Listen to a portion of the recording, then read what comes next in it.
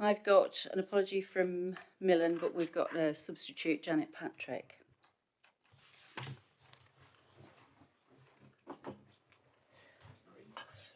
Yeah, thank you, Chair. It's not necessarily an apology. I think Philip Owen might be running late, so it's just a flag that he might be coming. I've just asked whether he's on his way or not, so I'll, hopefully he'll be here soon, but just thought I'd flag him. Cheers. Thank you. Anybody else? Any other apologies? Okay, thank you. Declarations of interest?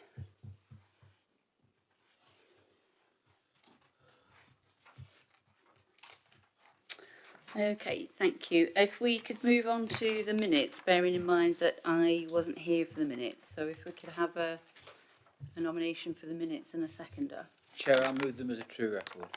Thank you. I'll second that. Thank you.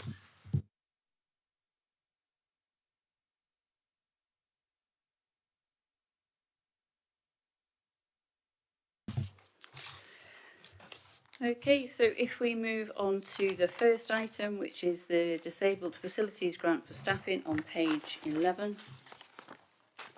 Can I have a second? Are we going to vote to accept the minutes? Oh, sorry, yeah. Can we vote to accept the minutes? Chair, I'm abstaining. No, I've got both. I wasn't present. Thank you. Because I wasn't present. Sorry, Chair. Just through you. Just looking at the membership, and Millen isn't actually a member of this committee, so I don't, unless Janet's here is ex officio. Oh, I was actually going to ask that because Milan doesn't vote, does he? So is it that I can represent him but I'm not the vote? That's correct. That's what I thought. Yes, ex officio, you wouldn't have a voting right. You'd only have a right to speak. I just realised that. Thank you, Ellen. Thank you. Okay, so are we okay to move on? So first item is the Disabled Facilities Grant Staffing, page 11. Thank you, Chair. As members can see from the report, the Council has had a gradually increasing budget of disabled facilities grants to administer over some years. But the staffing resource has not kept pace with the amount that's been available to spend. You have got information in the report about the relative underspend that we've had, and indeed we're not alone because across Nottinghamshire, other authorities have also had underspends of their budget. Partly this is due to a lack of resource to keep pace with the number of grants coming in, and some idea of the service which is given by the officers who deliver the service is set out on page 11. So what we are asking for in this report is to ask you to agree to make permanent the currently temporary grants caseworker post, which is an effective worker who's been with us for a little while now and has been very valuable, and to authorise the appointment of an additional person in order to help us to keep pace with the demand for the scheme and to reduce the amount that is underspent at the year end. We don't actually lose the resource that's underspent in a year. It gets rolled over into the next year, but obviously we have a waiting list of people who need these facilities as quickly as possible. So that's why we are bringing this request to you.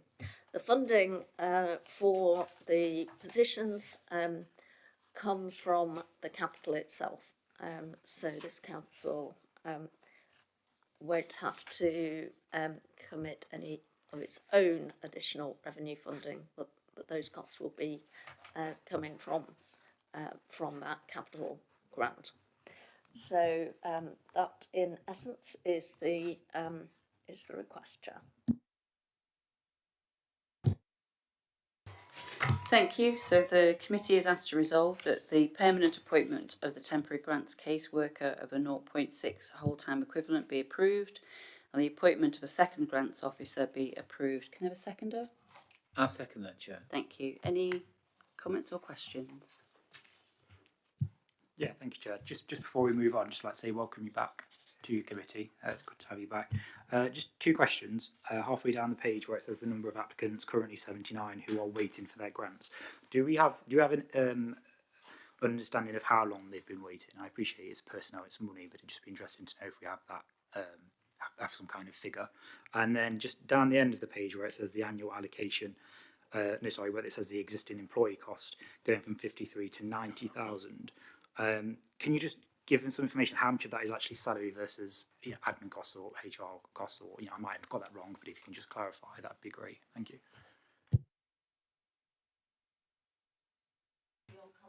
Yeah, no, sorry, just where it says the existing employee cost of approximately 53,000 will increase to 90.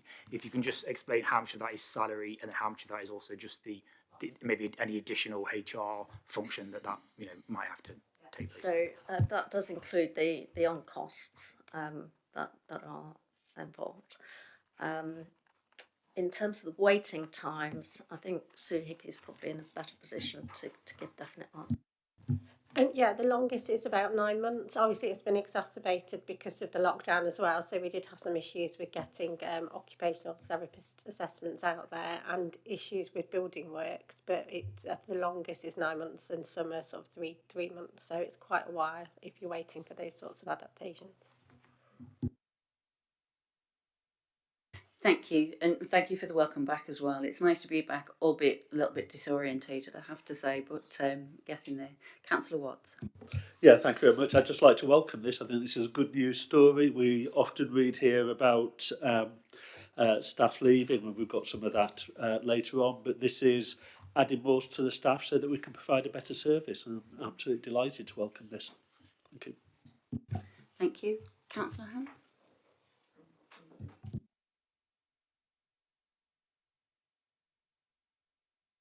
I don't know why my mic's going green, but anyway. Yeah, I'm happy to support this proposal.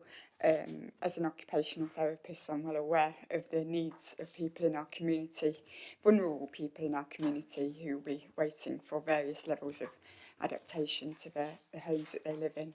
And yeah, so I'm very happy to support this, and if this is something that we can demonstrably show improves the lives of people in our community, and it's excellent to see a temporary employee hopefully gain a permanent post within the organisation. Thank you, Chair.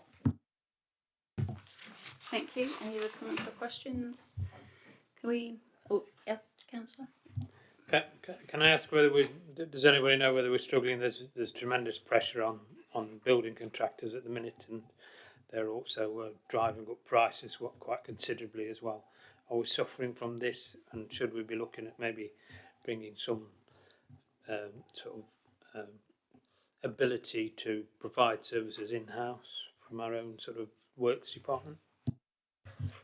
And with the Disabled Citizens Grant, the client actually chooses the contractor, and we obviously approve that the works are done to the satisfaction. So again, there has been in some scenarios and for certain services, which are specialist contractors, a slight delay, but there is quite a broad range of authorised contractors that specialise in this type of work.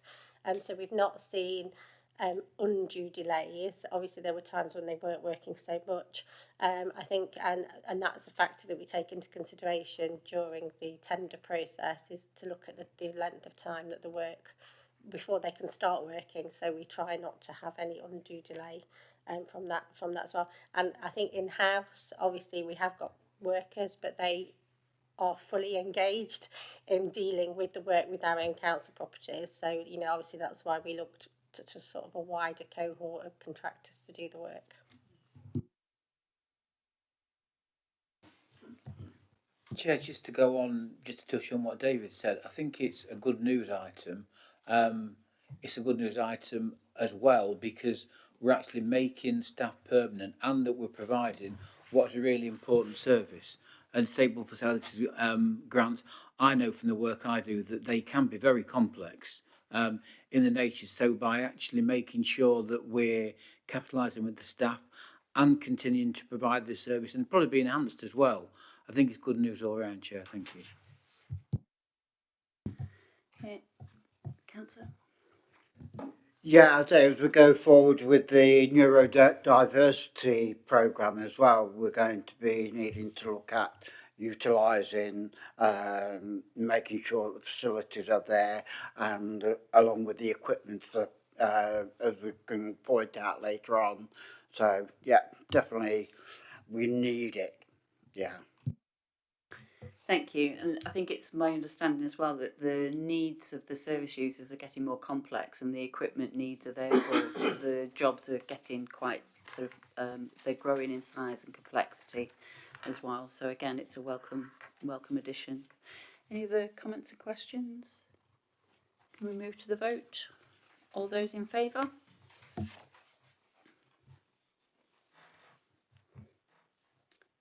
All those against? Any abstentions? I think that's carried, thank you. If we move on to the next item, which is an update on the action plan for the wellbeing of employee mental health, which is on page 17. Thank you, Chair. So this is a report we regularly bring to committee so that you can see how we're progressing with the implementation of the plan and how new actions are coming along. On page 22, I just highlight a few new things that that we have done recently. So first of all, the employee wellbeing room is up and running. Also, our health and safety manager has become a certified mental health first aid trainer, and he will be delivering mental health first aid training to both employees, managers and members. So you can look forward to that very shortly.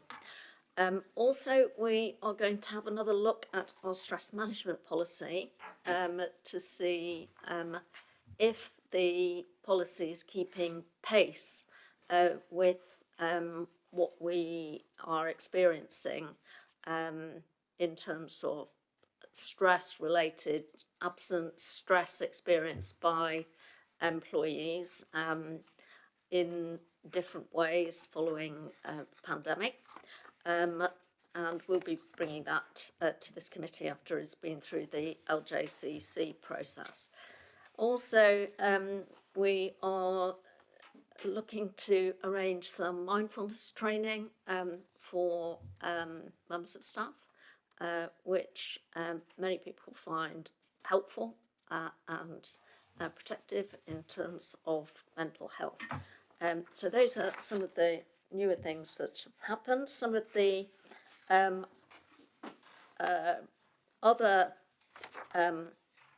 actions that we've already implemented are continuing, and obviously are continuing to be appreciated by people. I'd highlight in particular the mental health newsletter for employees, which has been taken on by 2 of our apprentices who coordinate the content of that and promote it on a regular basis. And it's a really good and well received publication now, which comes out on a regular basis. So I'm sure between myself and Aaron we can answer any questions that members might have on this item. Thank you. Thank you, Ruth. And as the committee will note, it's a noting report, so I'll open the floor to any questions or any queries or comments. Yeah, thank you. Question on page 19 says arranged face-to-face training with Rick Harrington. So I wondered who he is, and presuming that he is an employee, should it not be that we have his job title rather than just his name there? Thank you, Chair. Apologies. Rick Harrington is who is a person who runs the organisation called Forces in the Community. He has specialist mental health knowledge and experience, and we contract with him to deliver interventions for individual employees who need specialist support. We found him to be a really well appreciated, skillful person. There has been a gap in his delivery of this internally because he has been on secondment, but been on sabbatical. But I do believe he's back now, and we are able to use him again. Thank you.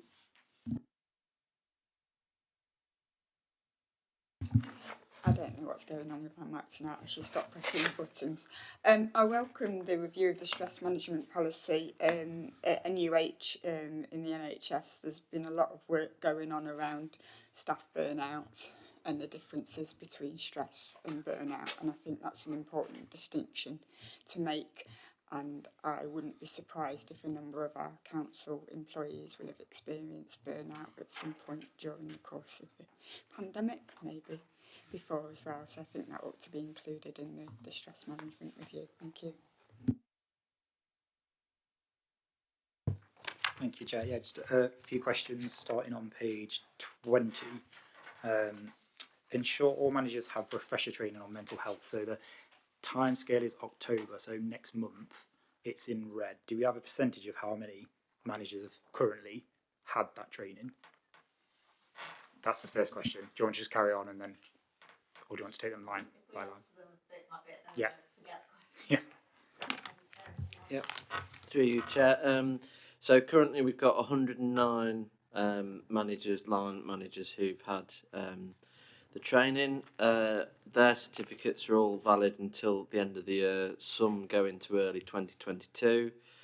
Out of those, I think there's less than 10 whose certificates have expired recently. Some of them have either been on maternity leave, long-term sickness.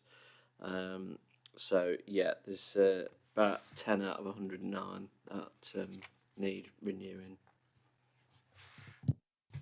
Yeah, brilliant. So it's around 10% then. Yeah, that's not too bad. And then the next one, which is actually the row down, the timescale's October 2020. Should that be 2021, or is it referring to last year's? I presume it's this year. Yeah. Okay. Brilliant. Yeah.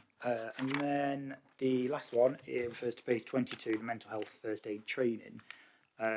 Again, do we have a percentage of the eligible staff of how many of those have actually gone on the training or had the training? Sorry. For the first aid, mental health first aid, we haven't undertaken that yet because Neil's only just completed his certification. We did an initial range of training. I can't remember exactly how many managers. I think it was every manager was invited to attend that. So, and we had a very good take up, but that training is now a couple of years old. So we need to refresh it, which is why we've now got our own mental health accredited trainer. And so he will do that training in future, and potentially he can also do it for members and other people within the community as well. Yeah, I can just. Yeah, no, thank you. Yeah, because I can remember the mental health working group a few years ago. We did actually run with it, didn't we? Have we got any cost savings on that? Because I think when we originally looked at the mental health, there was a cost attachment. So do you know if we are going to save any money with having someone in-house delivering that training? I'm sure we could work that out. Yes. So yeah, we could compare the new approach with the former approach. So I think we certainly could get that information for you.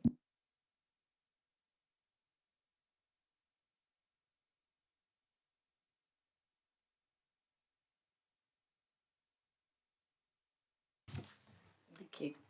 I'm just wondering about the wellbeing room, and it's said this has been well received by staff, or I'm wondering, or was it the newsletter? Anyway, I'm wondering how much engagement we're getting from staff with the wellbeing room, because it's been mixed within my own team when we tried to create those kind of spaces.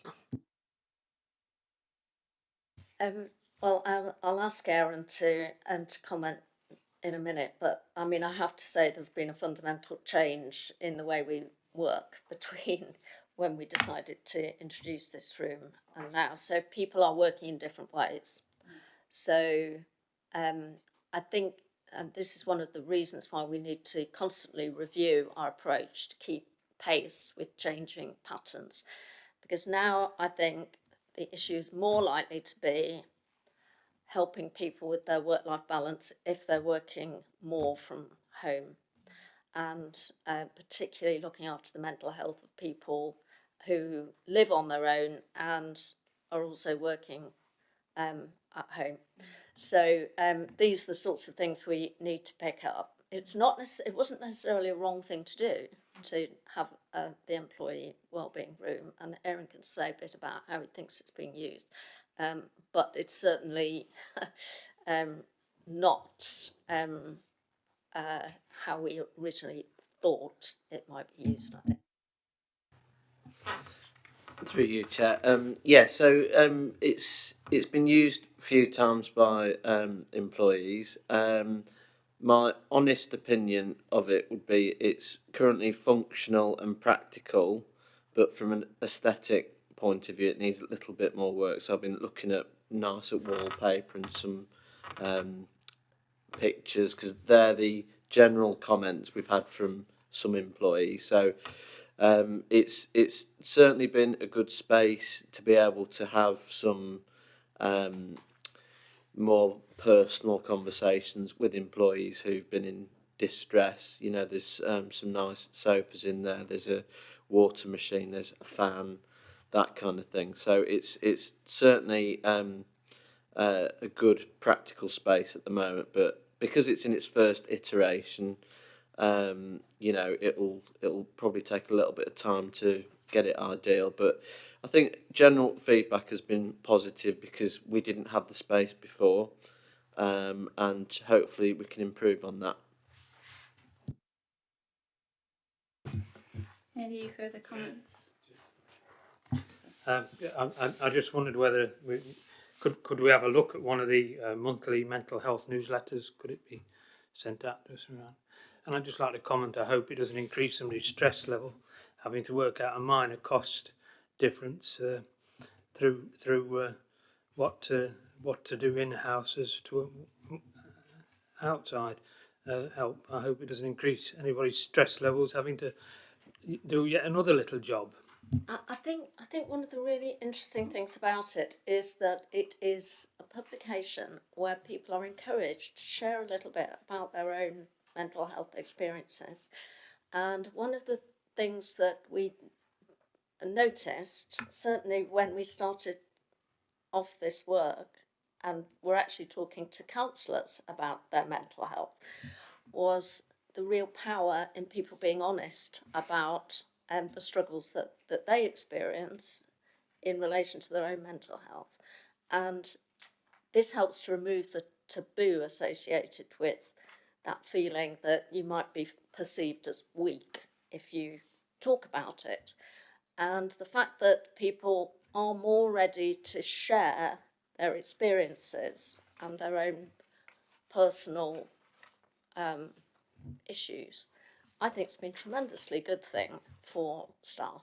And the fact that it's coming from people who are right at the front line, to apprentices, you know, the people in the organisation don't perceive that as management, you know, organised thing. It is very much a grassroots thing, which I think adds something else a bit special to it. I'll gladly let everybody see a copy of it. I think you'll. Sorry, Ruth, may I come back on that, Chair? Is it kept anonymous, people's stories within the newsletter? because I do still have concerns that it does taint people. I had an experience many years ago myself where I went on a mild antidepressant, and I thought I'll tell people about it and they'll understand and everything, but I found that it did start to taint you, and I stopped telling people. Yeah, we haven't found that, obviously what people disclose about themselves is completely voluntary. But the power of it is that that the people who have shared their personal experience have been willing to do it, and that's, I think, a very commendable thing. So yeah, I appreciate there are checks and balances to be looked at. But I think when you read it, you will see it's quite a safe publication. I think mental health is always a delicate subject. My view is that you don't need a label to be able to ask for help and assistance. And mental health, you're quite right, comes with a stigma within society, and it's how do we, and I don't particularly like the phrase normalise it, but how do we begin to remove that stigma? And it's partly encouraging people to feel comfortable enough to be able to have those conversations on a day-to-day basis to say, I'm not well or I'm well today. It is a fine balance. You're right, it is a fine balance how we do it, because we can't control how other people receive that information. But I'm sure that the work that's been done is very sensitive from my conversations with people. And what goes into the newspapers, the newsletters, is done with consent as well, with people with stories. Consent from knowledge, not from ignorance. I would like people to know. Yeah.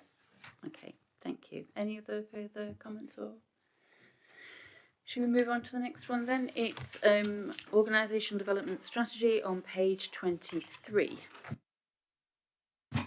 Thank you, Chair. Well, this is a strategy that the Council, this committee, adopted back in June 2020, and we're keeping you regularly updated on some of the developments in relation to it.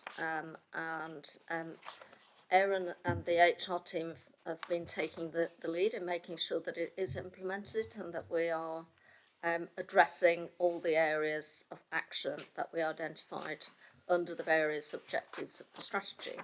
So I just direct your attention to the boxes on each page, and under the heading September 2021 is basically the latest information about things we've done to implement the strategy. The bit that comes in the top of the box is our previous things that we've done. So we are adding to and building on work that we've previously done.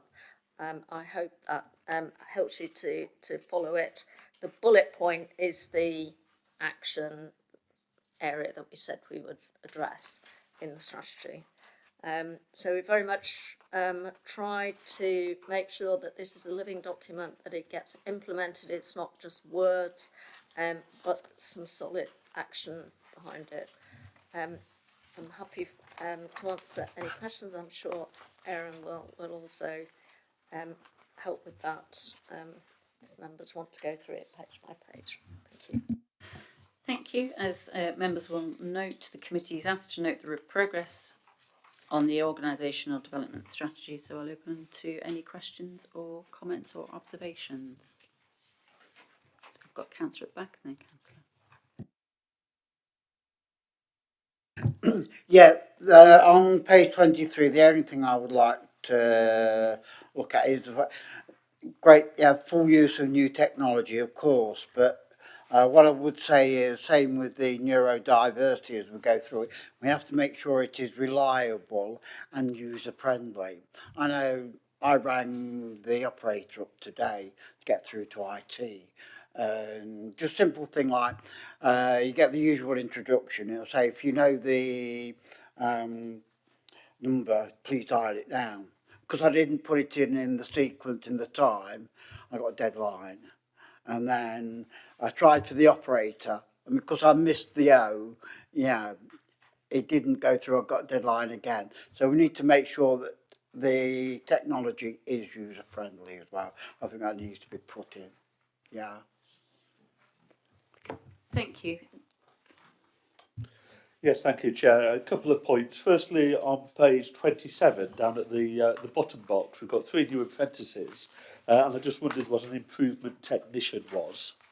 It was not a job I'd heard of before. And then on page 32, down at the bottom, developing secondment and job shadowing opportunities. Really just like to welcome that. It's growing our own workforce, giving people the opportunities to progress internally, and that's the way to create a really well-balanced and well-experienced workforce. So that seems to be going very, very well. Thank you. Thank you. Do you have a response to Councillor's question? Maybe Aaron can help me out with what an improvement technician is. I was just double checking actually.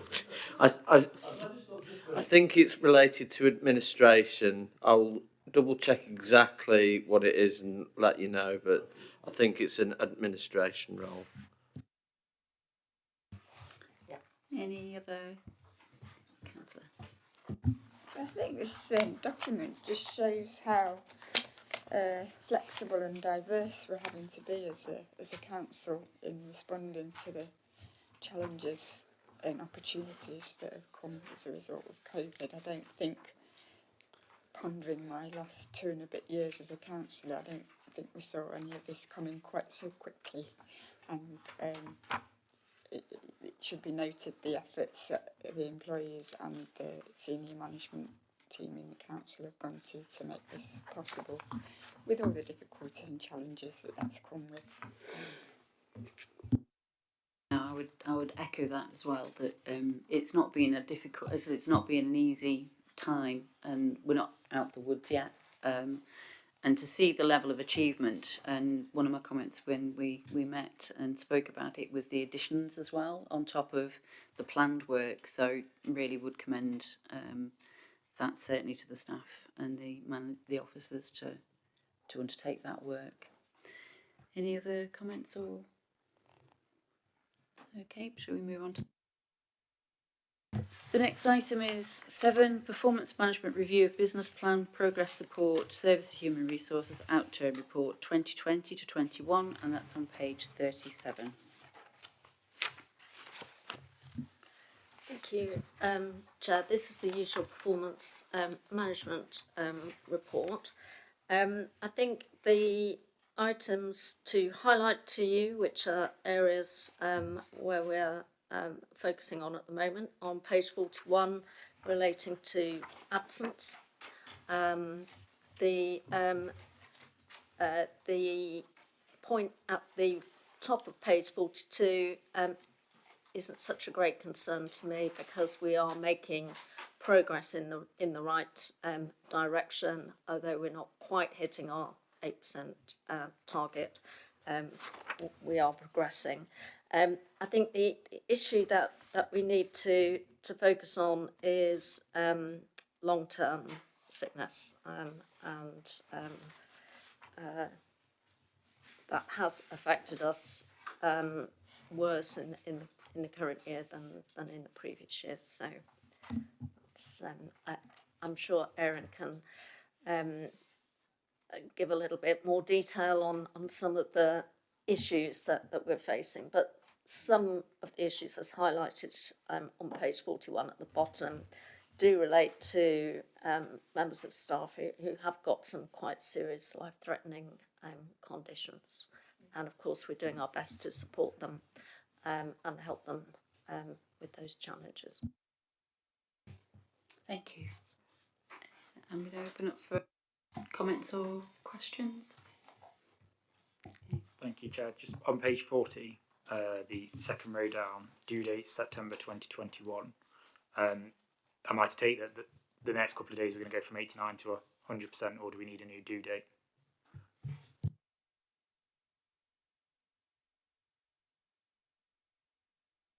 The second row down, the achieve level 3, the disability leader. Yes, Well, Erin is in a good position here to respond to that, I think. Thank you. Through you, Chair. I've made numerous inquiries about getting our level 3 validated. I've finally made a complaint to the DWP actually last month in order to try and get it resolved, and they've actually informed me that we're able to self-validate through our Equalities Working Group. So I'll be having a discussion with Ruth about getting that on the agenda for the next Equalities Working Group. It is quite disappointing if that is the outcome, because the whole point of this is to have that external view of what you do.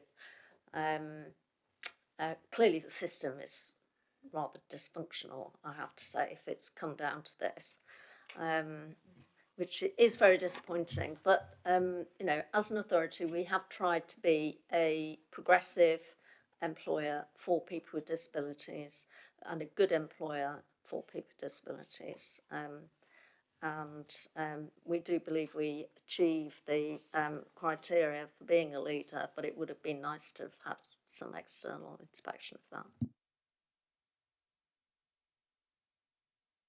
Come back to that then. Sorry, Aaron. Do you know when the next Equalities Working Group is then, just so I can pop it down?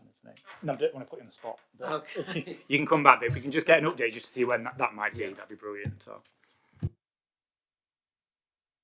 Just on that, then, it is disappointing that that's the situation, isn't it? Because it is a sort of an external person coming in to have a look at it, and I just wondered, and obviously you've got more knowledge and expertise than I have.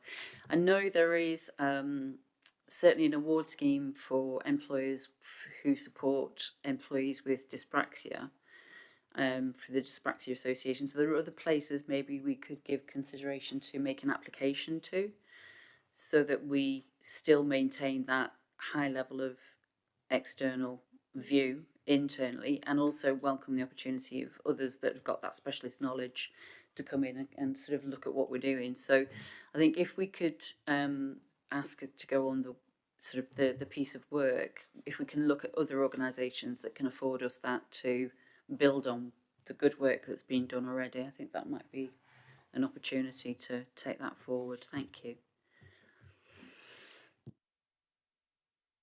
Yeah, thank you. On page 41, what that Ruth picked up on is the working days lost due to sickness, and there's obviously been an increase because of COVID.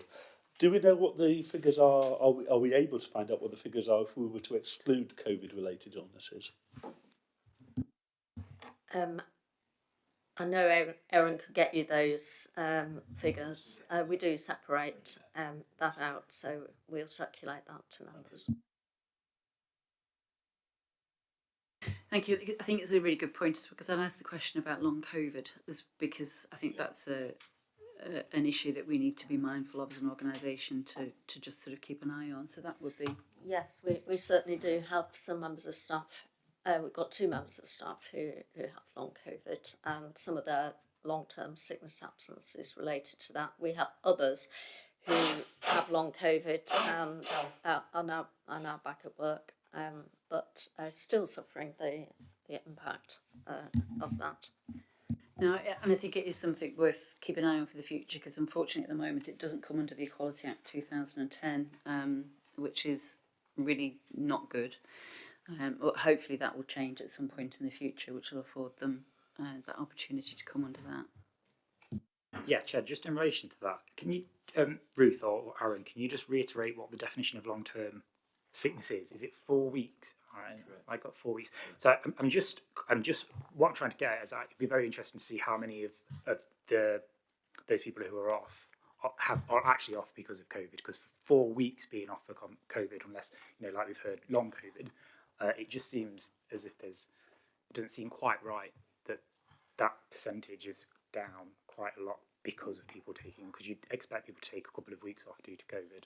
So if we could just report a bit deeper down on that particular point. Sorry. Thank you. Yeah. Any further questions or comments? Okay, so we move on to the next item, which is item 7, the performance management review of business plan progress support to sewer services. So that's page 37. Is it the work programme? 8. Work programme. Sorry, my apologies. It's on page 43.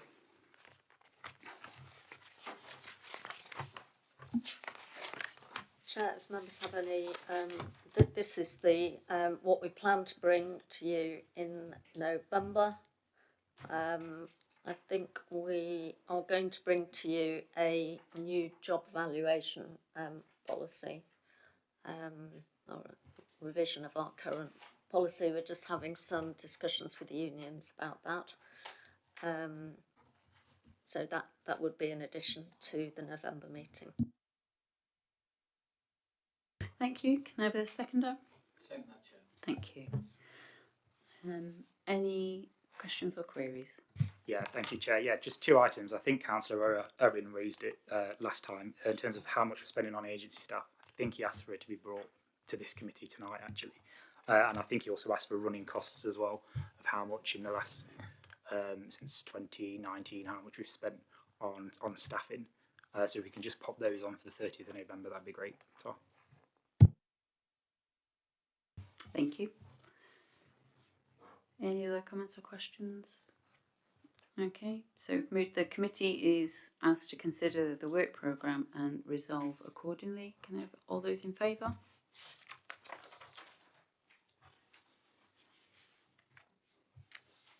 All those against? Any abstentions? Okay, thank you, that's carried. So we'll move on to item 9, which is exclusion of public and press, who I don't think we've got anybody here this evening, so we'll move straight on to... We do have to. Oh, do we have to read it? Right, thank you. Yeah, I am rusty. The committee is asked to resolve that under section 100A of the Local Government Act 1972, the public and press be excluded from the meeting for the following items of business on the grounds that they involve the likely disclosure of exempt information as defined in paragraphs 1, 2 and 3 of Schedule 12A of the Act. We just have to wait till we're not.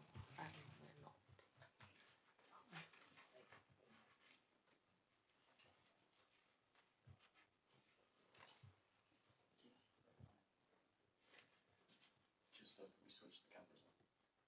It's currently being broadcast. Do we have to vote on this? You don't. Yeah, so we need to take, you need to vote first before we You take the cameras off. Yeah, before we take the cameras off. Yeah. Who's going to propose and second this?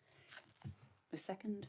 Second, Chair. And if we have a quick vote now, get the cameras turned off for us.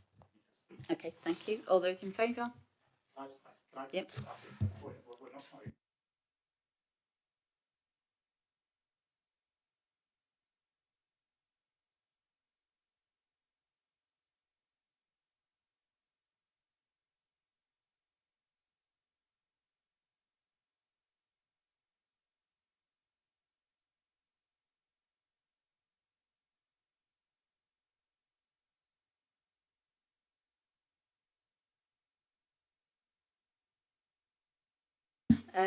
The reason why it's exempt is that there is commercially sensitive information there, which would be valuable to competitors.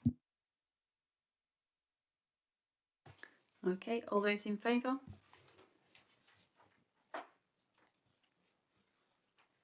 Those against? Any abstentions? Thank you.